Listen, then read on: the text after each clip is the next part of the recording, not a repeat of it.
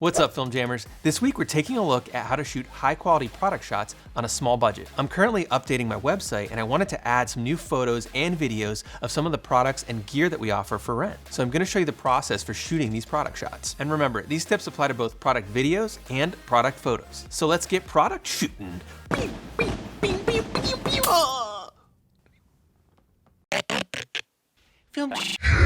It all starts with choosing your background and a surface to shoot the photos or videos on. Do you want a dramatic feel or a corporate clean look? Would you like something with shallow depth or something with a more continuous solid backdrop? So choose your desired look and proceed at your own peril.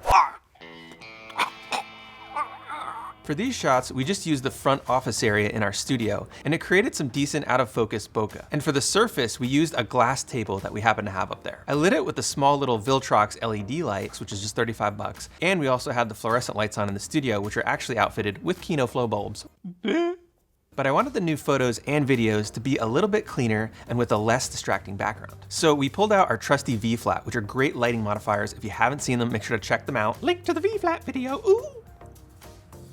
We also stopped over at Ikea this morning and picked up this little white tabletop for just $8.99. Ikea, prices you can count on, people you can trust. Ikea.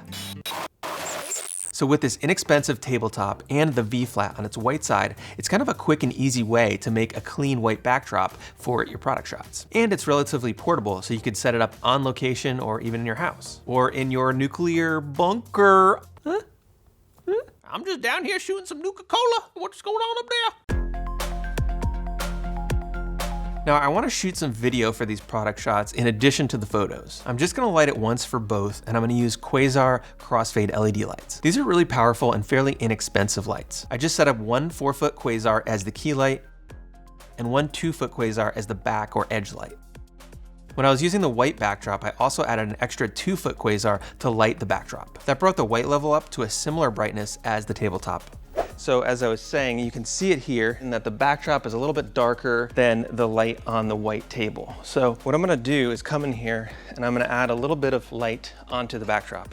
I'm also gonna lower this light down a bit, just so it gets a little closer there. Let's go to full power. So that's full power on the 2-foot Quasar that's lighting the V-flat or the white backdrop. So you can see what that's doing here, bringing it nicely up a level.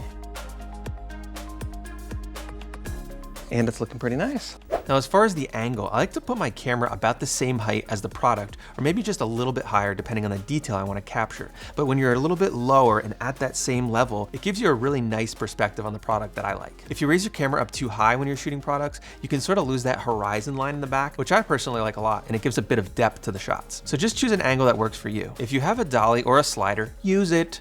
It adds a little bit more of a cinematic feel to the footage. Here I'm using a Rhino 2-foot slider. Always make sure to check your focus when you're doing this because it's easy when you're dollying to get in and out of focus. So make sure you're checking that as you're going. So here's a few shots of the product with this setup.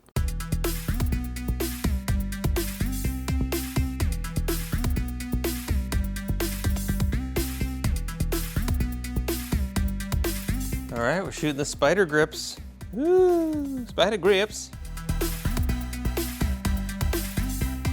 It's looking pretty good, but if you want something a little bit moodier, you can flip that V-flat to its black side. Turn off the light that was lighting your backdrop and maybe increase the back or edge light to give it a little more drama. Okay, so right now we have 2 Quasars, the 2-foot here as a backlight, which you can see I can control, it's on a dimmer. And we also have the 4-foot Quasar as our key light right in the front there. So here is the Quasar backlight when it's full, and then here it's off or at 1%. And then I'm gonna show you the key light real quick here. So this is with the key light at full, and this is with the key light off. Sometimes what I like to do is backlight first so I can see how much edge I'm actually getting. And then I'll set my key light to compensate for that. So here's the edge light, bringing it up, I'm bringing it up about 80%.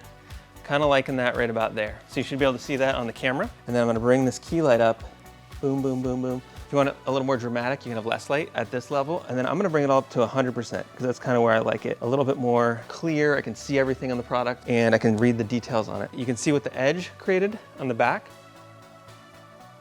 And then you can see what this key light did with the lighting there.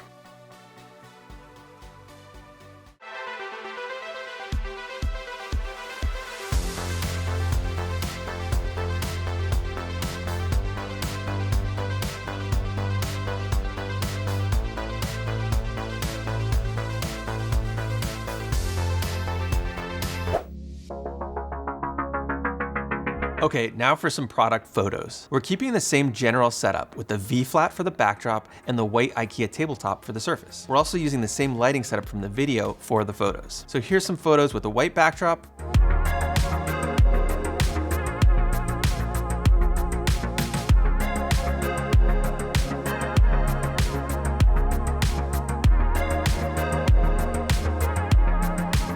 and here we flip the V-flat around to the black side.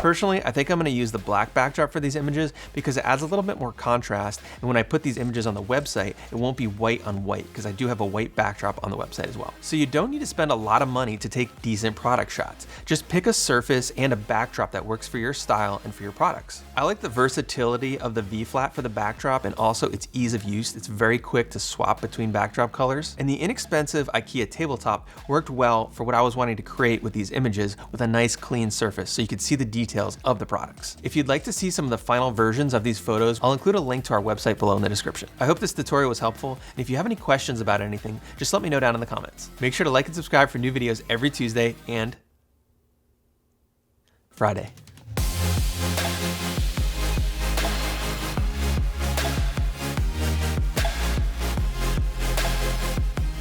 Tabletop, tabletop.